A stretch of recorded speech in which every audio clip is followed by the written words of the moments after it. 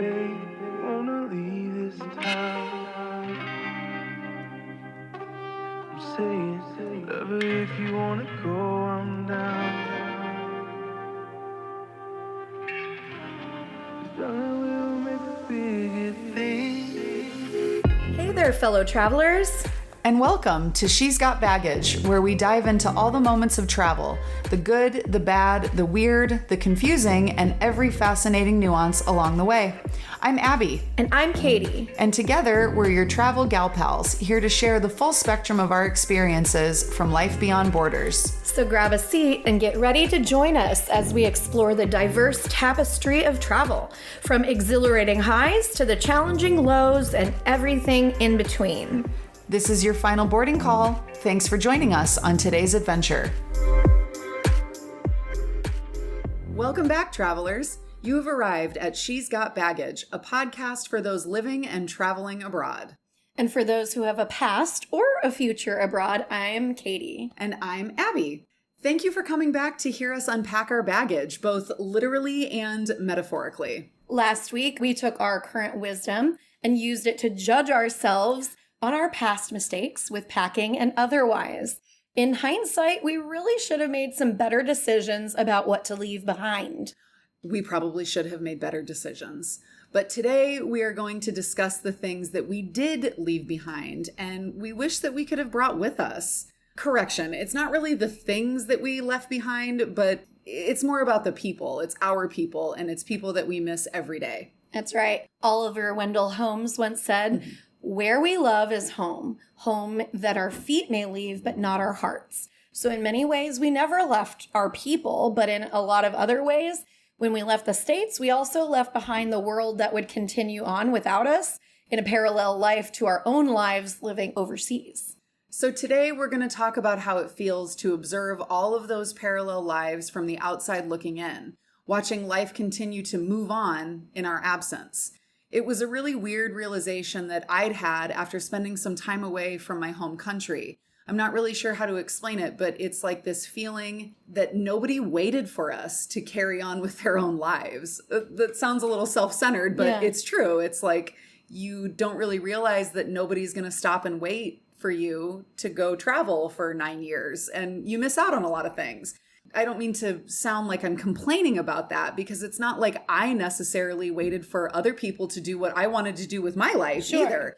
But there is a realization that people went ahead and had lives without us in it. You know, they planned weddings, they expanded their families, they had birthdays and they had parties, they planned vacations. It sounds a little bit morbid, but some people even died without waiting for us to come back. And again, I don't mean for that to sound selfish. It might sound a little selfish, but I think that when I left, I really had no idea how long I was going to be gone.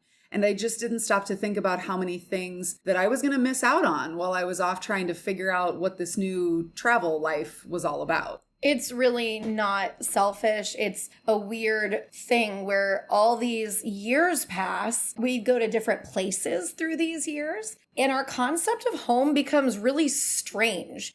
So we're just going to try and put all of this into words today. This is a feeling that a lot of our fellow long-term travelers and expats might be able to relate to.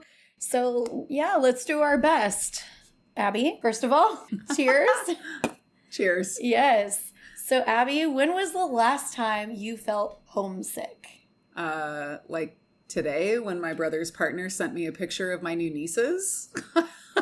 Immediately, all the time. No, I don't really know. I feel homesick a lot, but I also really enjoy what we're doing every day. So it's a mixed bag for me. Was there a recent homesickness feeling that you'd had? For me, it's about the experiences and the people. So for sure, those are the people that I crave. And so I feel homesick for them. I have a longing for them. Yeah. But a little different. It's a little different. And I think it's a weird thing to try to talk about feeling homesick, because where do we talk about? What is home? I think that's something that we'll touch on a lot today, because I think, like a lot of people, I would define home as where I was born, my birthplace, which was Iowa in the United States. But even from my childhood home, I moved away when I was still pretty young. I went to school. That was university, so I was about 18. But unlike a lot of other kids that go to college in the United States, I didn't come home for any of the summers. Once I left my home, I was gone. I was out living in other places pretty far away from my hometown. So after I had finished university, I moved from Iowa out to Arizona, where I lived for a number of years. And I think I just got used to being away from home at a pretty young age. So missing my people, once I actually left the United States to go live abroad, it didn't really hit all that differently in the beginning because I was always a few states removed, half a country away from my people. So it took a little time to realize really truly how far away I was. Then those realizations that I mentioned before really started to sink in. How far away I was and really how long I'd been gone. All of a sudden it was a number of years. The months turned into years and I'd been gone for a really long time. And I think that your story was really similar to that. You also left your hometown when you were pretty young and you really never moved back. Yeah, I moved to New York from Colorado when I was 18. That first year, I felt pretty homesick, actually, a few times, especially for my besties who were living in different states. I remember phone calls late at night, sobbing on the phone with my friend Adam, who was my best friend growing up. And we were so joined at the hip that it felt like I had lost a limb. And there was actually a moment where I was considering moving back to Colorado. But I stayed, and I'm really glad I did, because once I got through that first year, I was golden. So living in New York City was a trip, and I loved every minute of living there. But the thing about New York City is that it's a transient place. People are coming, they're going, they're constantly in motion. So this resulted in all of my friends coming and me falling in love with them and then them leaving again and being scattered around the United States. So I've actually become accustomed to having these long distance friendships for a while. So like you leaving the States, I don't really recall moments where I felt that traditional sense of homesick. Because for me, home can be found in many places, but like I said before, it's really found in the people. So I miss my people desperately at times. I'm so blessed in so many ways to have maintained very amazing quality friends who are down to book flights to meet me all over the world. So I don't really go that many years without seeing my closest friends. And I think that's really helped me so much. So for me, it's more of the FOMO, the missing out, that gives me like these heart pangs sometimes. Seeing all my friends do fun social things without me, like, you're all hanging out without me. You do. You know, you feel left out, but you feel left out, but you chose this. I know. I can't even be mad about it. But it's a very weird thing. You did this to yourself. I did this to myself. Yes. No, I know. And it is sort of difficult. The truth, the reality is that we can't be everywhere at once. And that feeling is kind of profound when so many important people are in so many different places. And I know, again, we chose this lifestyle. This was our choice. But I think that there is a misconception sometimes that every day is vacation just because we live abroad. And we travel a lot. And a lot of days are vacation. I love the way that I've spent the last 9 years traveling, but it doesn't mean that it's easy missing out on things like weddings and concerts or group trips or get-togethers or just meeting old friends for a cup of coffee, casual things. It doesn't have to be the big stuff. It's all the stuff. It's the little things, the daily things. It is. Small moments. It is. And so we want to be there for everyone's happiest moments, just like we want to share our good times with them, our quiet times, our big times, our happy times. And I think the same goes for the hard times too. Sometimes it can feel really, really isolating and really lonely to experience living abroad. Oh, for sure. You know, the good times abroad, especially as a solo traveler, I've had so many moments where I'm literally looking at Mount Everest and I'm alone. I know. And I'm like, I want to be sharing this with someone, you know, and I'm not complaining. I'm so privileged to be there in that moment. But at the same time, it is an isolating and lonely experience.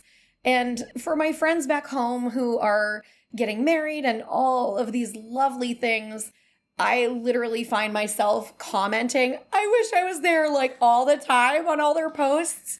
And it's really kind of hard to watch those important moments fly by because I'm not a quick flight away to go to everyone's birthday celebrations and for other important milestones. For me, it's more of a mental thing than anything else. So I'm constantly changing locations, but that's pretty much it. Not a lot has changed in my life in the past 8 years, but I do see the rest of my friends leveling up in life. So. I get that. I get that. And I think for me, sometimes I feel like, am I leveling up? Am I just kind of floating a little bit? But yeah. I do love seeing the growth and the come-ups with my friends, with my people, but it's hard to be away for the good stuff. Like my nieces, my brother's babies aren't really babies anymore, and I've only met them a time or two. I haven't really been around to see my dad be a grandpa. Yeah. And that's a really strange thing to feel so outside. You feel like an outsider. Yeah. And I know that we both really do miss being around for those important things, and it feels sometimes even confusing how much the lives of our people have changed without us. Yeah.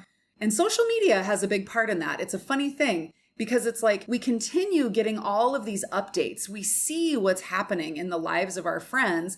So we're aware of it all, but we're not actually there for anything firsthand. Sure. And it's like seeing all of our friends whose kids were kids, and we've seen them grow up online, and now they're graduating, they're going to college. Some of them are having babies themselves. Totally. My friends are grandparents. I have really good friends with whole 7-year-olds I've never met, and it really sucks. And there's a bit of a self-imposed guilt for missing out on all of these moments and not being there for these kids. And it really feels like I should be doing more. Maybe me being away is a selfish move. It's a conflict. It's a constant conflict of emotions. It is. And I find myself feeling a little sorry for myself for not having the time with my nieces. And I know Pants has had a hard time not being more of a hands-on uncle to his nephews who are so far away. It's a difficult thing for me to articulate because it's not always so easy to express this part of travel.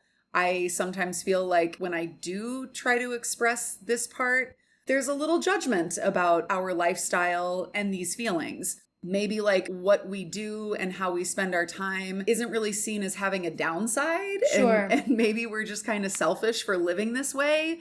And then the nerve to complain about it. Sure. Or the nerve to to talk about the hard parts. My vacation is so hard. Woe is me. Which is not the true story at all. I mean, maybe I am a little selfish though. Sometimes.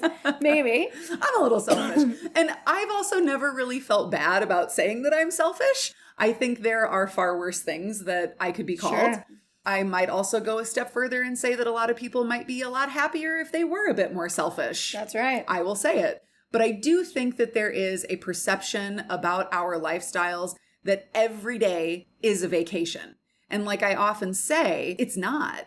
Most travelers don't usually advertise the hard parts and the bad days and the difficult things that they miss out on. But I think it's important and it's a very human experience and it's a very real part of long-term traveler experience. I think that that's spot on. The visible part of our lifestyle is all that people see sometimes. Mm-hmm. So it's the Instagram photos, it's the social media posts. And I think that this is why a podcast like this is so important, because it shows that there's life between the Instagram posts.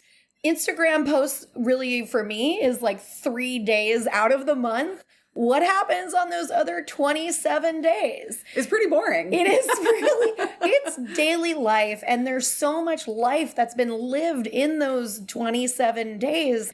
So it looks to the outside world like we're on some big, epic holiday, endless suntans, but there's so much more to it than that.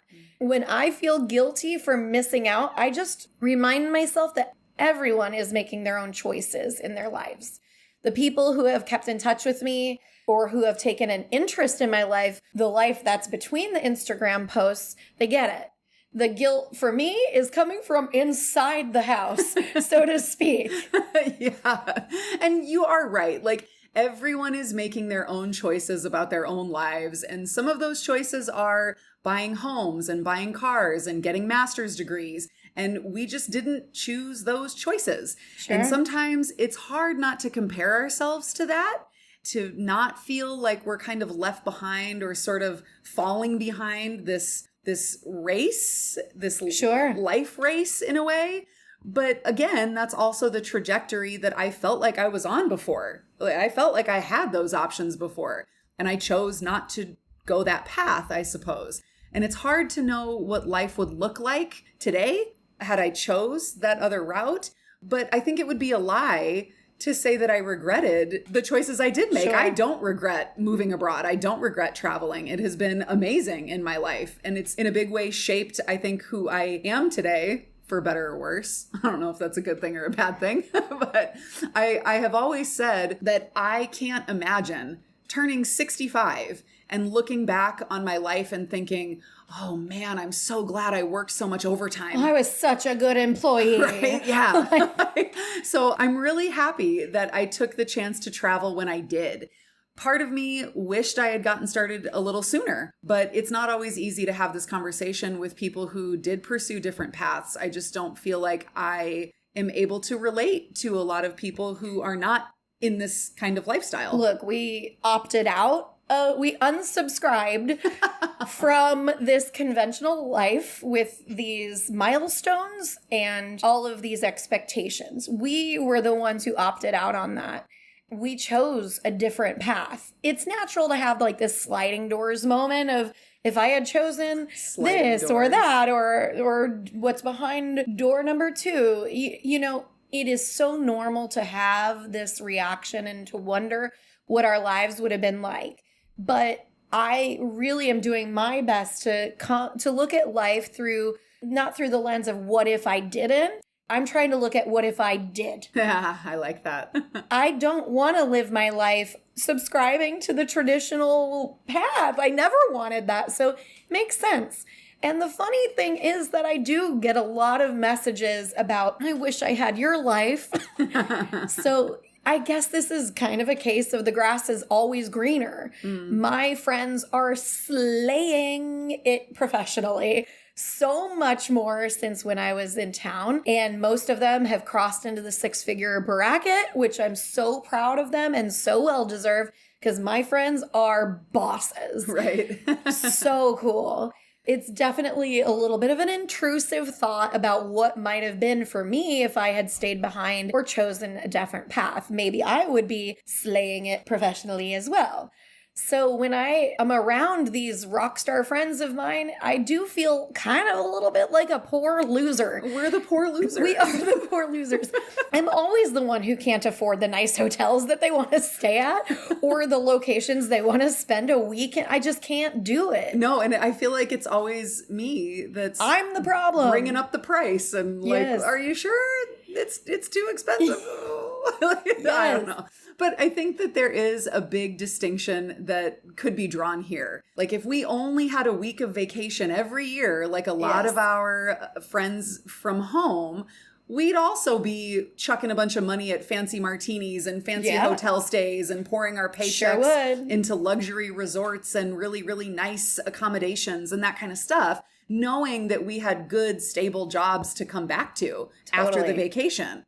And you and I, on the other hand, we go on these 12 little trips a year. So we're traveling a lot and we can't always afford to just go balls out every single time. That's not what we can do. Can't do it. We don't make the salaries that our friends make. So we haven't spent 20 years building careers. We have been doing what we can to see as much as we can afford to see. And it's almost like our career has become travel, but we don't make money from it. Not at all.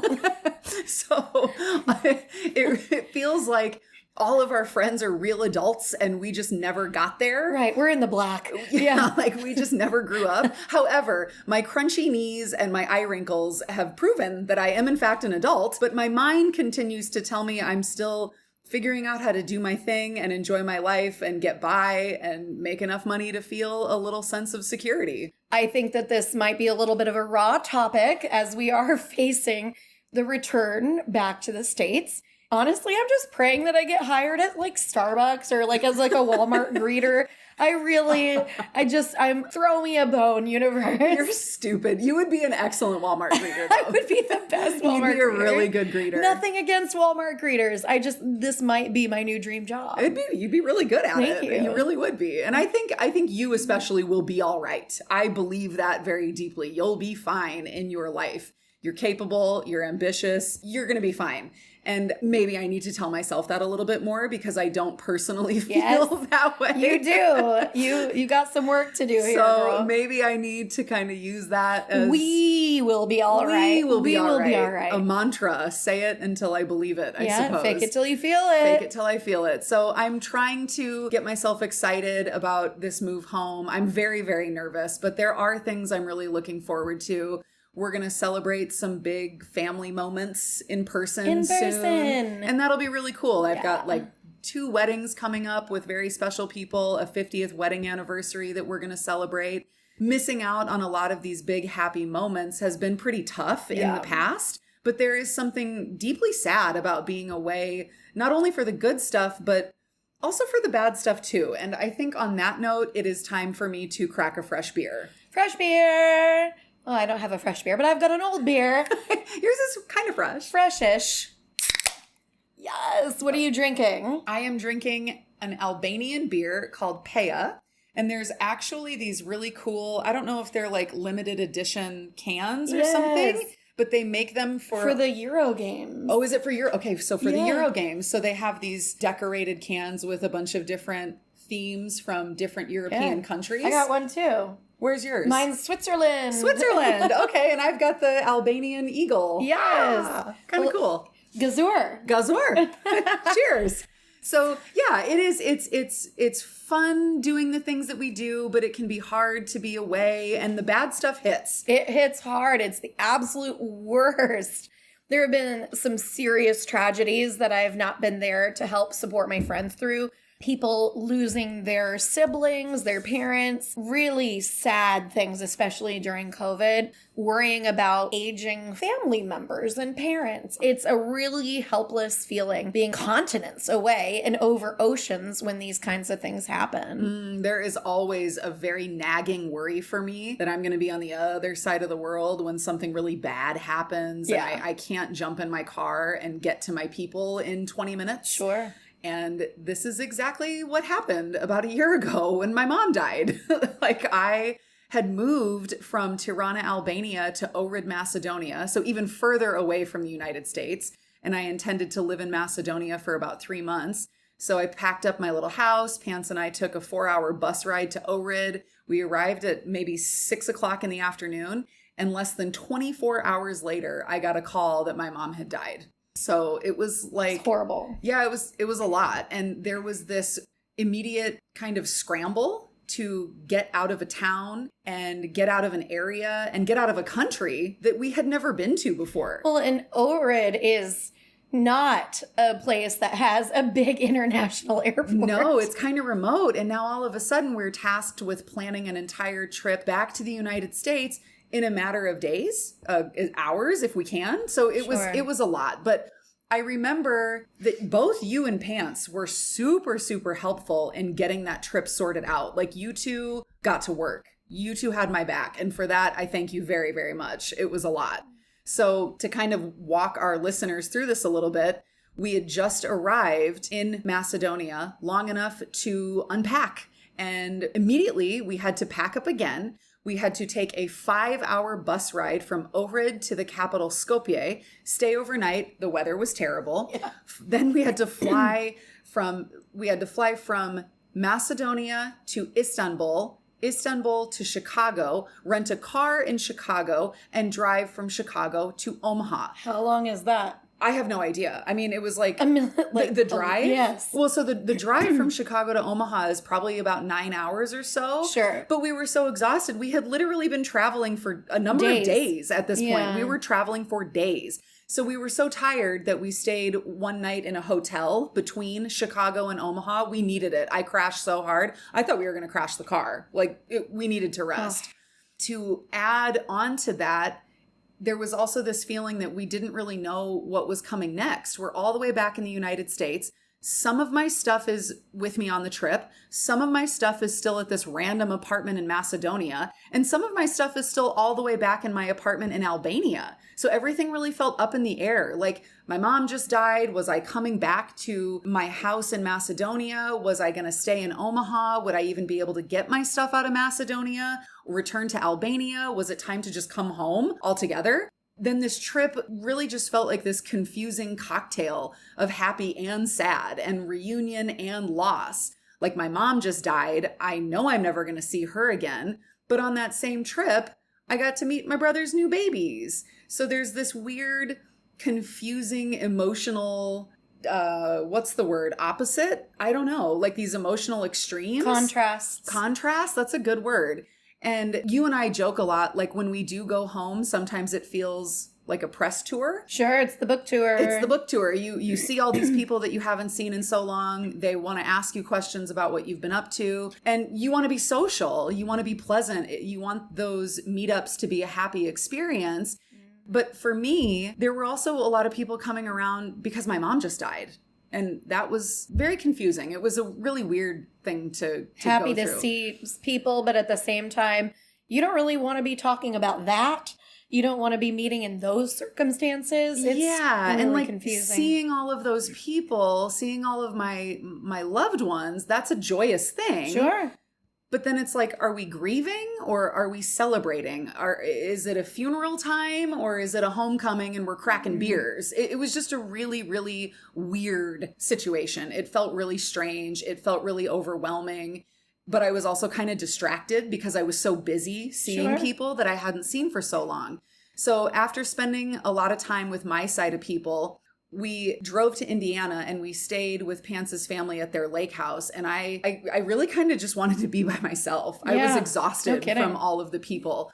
And I wanted to be in a quiet place. I wanted to chill by myself. And Pance's parents, especially his mom, were so cool about just letting me sort of unwind at their lake house.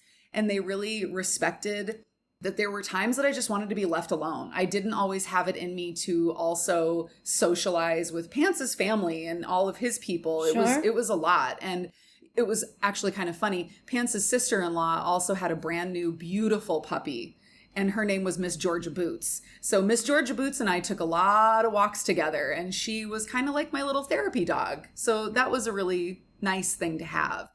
And then after all of this stuff with my mom was kind of wrapped up in Nebraska, we still had to make the same trip all the way back to Macedonia.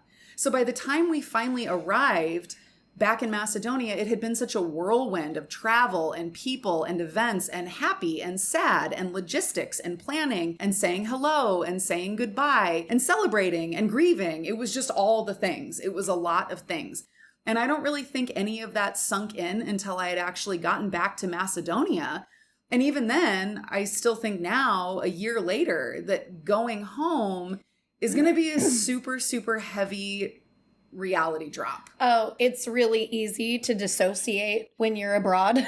That's a good word. It's a really easy thing to kind of exist in an alternate universe in a way. And I think when you are home and when you're around people and there's an absence at the table, that's when it's going to become pretty apparent. And watching you go through this was absolutely unnerving.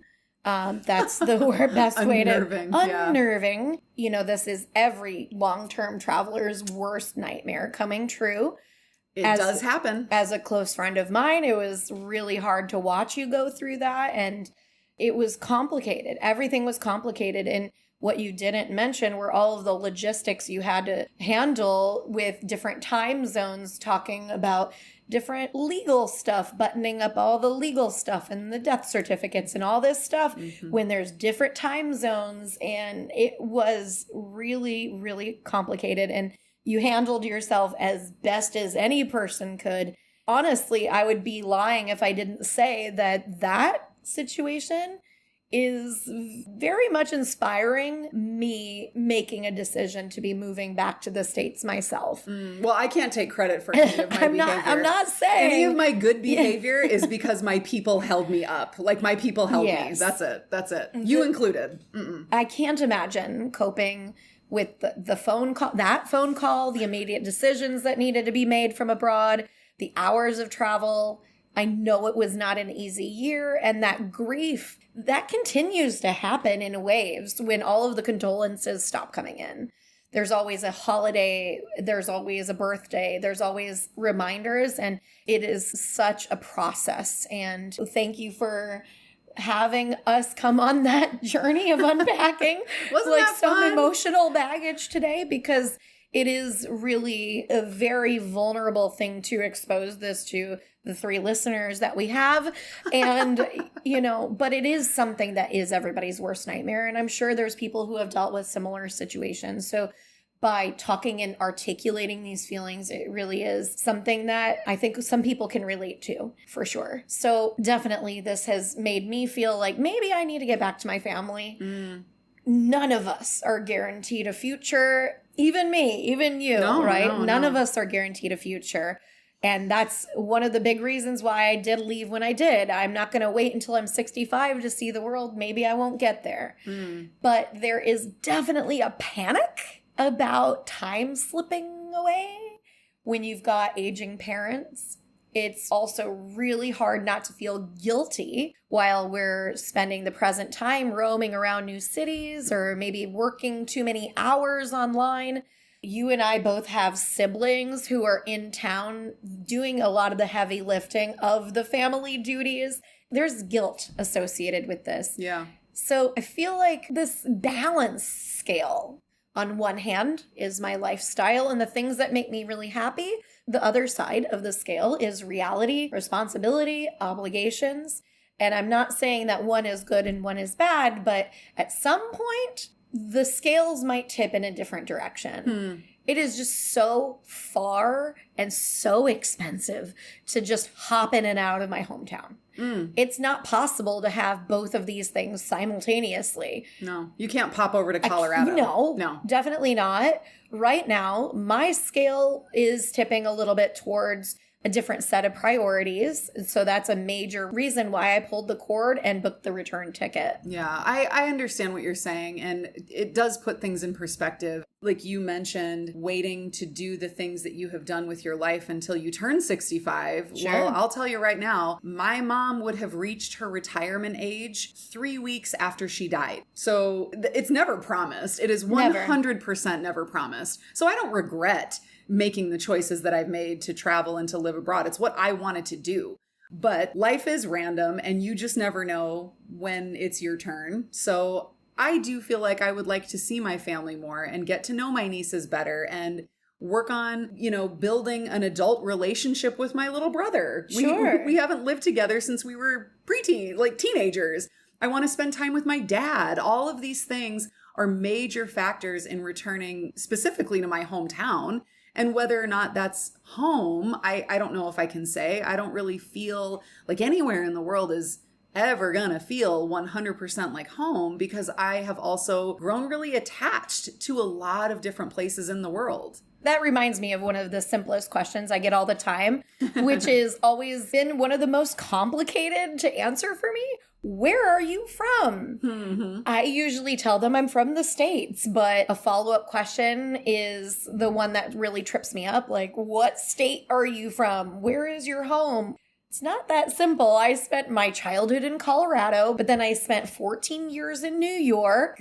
New York feels more like home to me than Colorado, but then neither of them really feel like home so much anymore. So much has changed. Oh, New York is not what it was It's when not. you knew it 8 years ago, 10 years ago. Everything is closed. No. And I just say originally that I'm from Iowa. Frankly, in my time abroad, most people don't really know where that is. So then, I get out my hand in and the middle. I say, well, this, the tip of my finger is California. The base of my palm is New York, and Iowa's right there in the middle. That's how I explain it. So I do feel really attached to so many places. And I don't think one single place is ever going to check all those boxes for me. There are just too many places that I've loved living and too many places that I haven't seen yet. I don't even know if I've found home. So I guess home, by its most meaningful definition for me, is just kind of where my people are. Well, I think that is a side effect of moving so many times. We've had many homes or places we call home, and each of them has helped us grow, and it's been a big chapter in our journey. They all feel like home a little bit, but the concept of a general home just doesn't exist at the same time. Mm-hmm. We're untethered. We're like floating in the sea. Like sometimes this is a nice feeling as it means that I don't have as many responsibilities, but other times it's kind of a lost feeling. There's no attachments. I'm not getting daily phone calls from anyone. There's no sense of total security or even just a place that I can just put my stuff, you know? It's a weird unattached feeling. It's a float. It's rolling around in the wind like a tumbleweed. We're kind of without roots, and sometimes that is the best feeling in the world, and sometimes you feel a little nervous with that feeling. And so I guess for me, it's hard to miss a place that doesn't totally exist, like a concept of home, because as a long-term traveler, you live in a place and it feels like home for a while, but it's not your home. Sure. You really don't even belong there. You're a foreigner. We are foreigners in these countries. Correction, we are immigrants. We are immigrants, we absolutely. are immigrants. Yeah. Yes. And that brings up another complicated topic of the word expat versus immigrants. We are immigrants. We are immigrants, definitely. And even if you try, full immersion is really hard because you're always going to be an immigrant. Yes. You're always going to be an outsider or a foreigner. Sure. Even though the people are kind, even though there's a warmth and a welcoming, you try to learn the language, you try to learn the customs, you are still a foreigner. So like it's home for now. You don't totally belong, but then back in the States, it feels like the same thing. We're in a place where we lived once upon a time, but we don't really feel like we belong there anymore either. So like it's nice to visit, but you still feel like an outsider even in your hometown. It's like, you know, the language, the customs, the neighborhoods, you know, a lot of the people, but we have also changed a lot in our travels and with our outlook on the world. And so going home still feels kind of strange. It just feels like we don't really belong anywhere. Sure. But then we also belong everywhere at the same time. Everywhere and nowhere. Exactly. So yes, Colorado is amazing, but it's a place where other people live. It doesn't feel like home. New York feels the same. It feels more like home to me, but not as much anymore because most of my friends have moved out of the city. And all of my favorite places are closed, mostly because of COVID. Everywhere I've lived abroad, they feel like a temporary home. And you're right. It is almost impossible to feel like you fully belong. Even if you do speak the language and everything, it's always, oh, this is my American friend, Katy. You know, it's not like there is a separation and it's always an otherness, right? Yeah. And my best friends are also scattered all around the globe. Yeah. Different countries, different states. So we're all in this long distance friendship. So it's not like I can return to one place and all of my people will be waiting for me, ready to embrace me. Mm-hmm. So I've started to think of home as moments, things, and feelings. So home for me is laughing with my friends, eating New York pizza and bagels, playing Farkle with my family. And now it's even found in being adopted by my local neighbors and navigating cities without a map. Oh, I'm going to miss Google Maps. Yes. But even not using the map, just wandering. Yeah, sure. But knowing where you're going at the same time, it's your home city in that moment. So you could just be like, oh, I'm going to go there and I know a shortcut to get there. It feels like home. Yeah. It's in my global expats or immigrants who have wildly different lives. We all connect on this one thing that bonds us. Home is sitting in the sun somewhere in nature, preferably with a cold beer. Home for me is honestly just where my cats are. We're just being honest. Just wherever my cats are. Wherever my cats are, that's home. No, I get it. And I don't have cats, and I don't. You got pants. I don't want cats. I'm sorry. You have pants. I don't have cats. I do have pants. But for me, it's my people. It's home for me is my people. It's hanging out with my dad in his kitchen and cooking together and sipping a vodka ginger ale with the music playing. And it's watching Hoarders and Judge Judy with my aunties. And I think being with my family, it's a weird thing to say, but it revolves around food.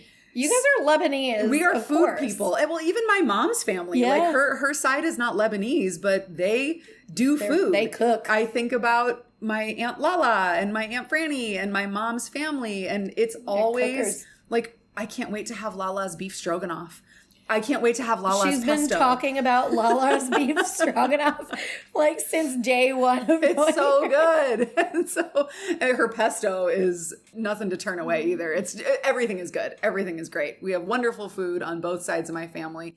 And it's like spending time with my people in a kitchen. That is my happy place. Sure. That's always what I think about when I'm like, what do I want to do when I get home? I want to spend time in the kitchen with my family. Sure. My happy place is cooking and eating. And I have said for years that one of my favorite things to do is spend time with my dad in his kitchen. So I am looking forward to that very much. I don't know if your family revolves around food quite as much as mine does, but is there anything that you're excited about? My family, we're eaters, but not so much cookers. Oh, okay, my family. Woo, they're chefs. We're not big chefs. I mean, we can throw some food together, but it's not like that. I am excited for getting to a place where I can enjoy the little moments with my family, not just the big moments and the manufactured moments and the moments where people take time off because I'm in town, but the daily grind. I think that that's going to be kind of nice to see. I also get kind of confused when people ask me, are you excited to move back home? It kind of causes me a lot of anxiety as I really feel like I'm moving back to somewhere new, if that makes sense. Yeah. It doesn't really feel like home. And we're also moving into our family's basements. We're moving into our big family's basements. And it's a big move. And there's big responsibilities on the other side of that airplane. There is. That's a good way to say it. There are very big responsibilities at the end of the tarmac. What's it called? The bridge. The runway. The runway, yeah. I don't know. That's the thing when you get off the plane and you walk. The thing. The thing. It's the thing. Yes. So it feels a lot like we're starting all over while everyone else has been hard at it all of these years. And that can be kind of hard to process. So I am just trying to make some sense of my feelings surrounding this move. And I think maybe next time we dig into this even a little bit more. The days are starting to count down pretty rapidly for when we're going to go home. And there's a lot to say about these feelings before we head back to the States. It's a lot to unpack. Listen, these are feelings that many people who have rebatted before us have experienced. I'm learning this. I'm so happy that we have each other during this time, as it helps that we're not processing all this stuff kind of alone. Oh, yeah. So tune in next time when we talk about our pre-repat state of mind. Like, I'm giving up today. That's enough. That's enough. Oh, man. Well, thank you, as always, to our listeners for hanging with us for another glimpse behind the curtain of a long-term traveler. Like we've said a few times, it is not always beers on the beach and pasta in Italy, but sometimes it's untangling these new identities and lives when we take the next step. We hope that this episode has resonated with some people, and if you've ever felt this way, you are in good company. We see you. We see you. We see you. And we also want to hear from you. If you have your own baggage you want to unpack with us, bring us your problems. So, yeah, it's just part of our journey is opening this up to community. Thank you so much for coming along for another leg of this journey. Come back next time as we attempt to find words to describe what it feels like in the weeks leading up to our big move back to our childhood hometowns in the basements of our families' homes when we are like middle-aged women. I feel like I've already overstayed my welcome. Yeah. Until next time, I'm Katy. Oh, and I'm Abby, and we are She's Got Baggage. Thoughts and taters. Bye. Thanks for joining us on She's Got Baggage, the podcast where we depart into the travel world that has embraced us for the past 9 years. We invite you to continue exploring with us. from tales that stir your thoughts to moments that tickle your funny bone and tug at your heartstrings. Our itinerary promises to inspire and captivate. Don't forget to secure your Buddy Pass by subscribing, ensuring you never miss our next adventure. Your feedback and reviews are always appreciated as we continue to navigate these unexplored territories together. Your reviews are so important so that we can stay on course with content that keeps you coming back for a return trip. Until next time, I'm Abby. And I'm Katy. For additional perks, check us out on she'sgotbaggagepodcast.com. You can also find us on social media. And remember that this has been She's Got Baggage, where every adventure has a story.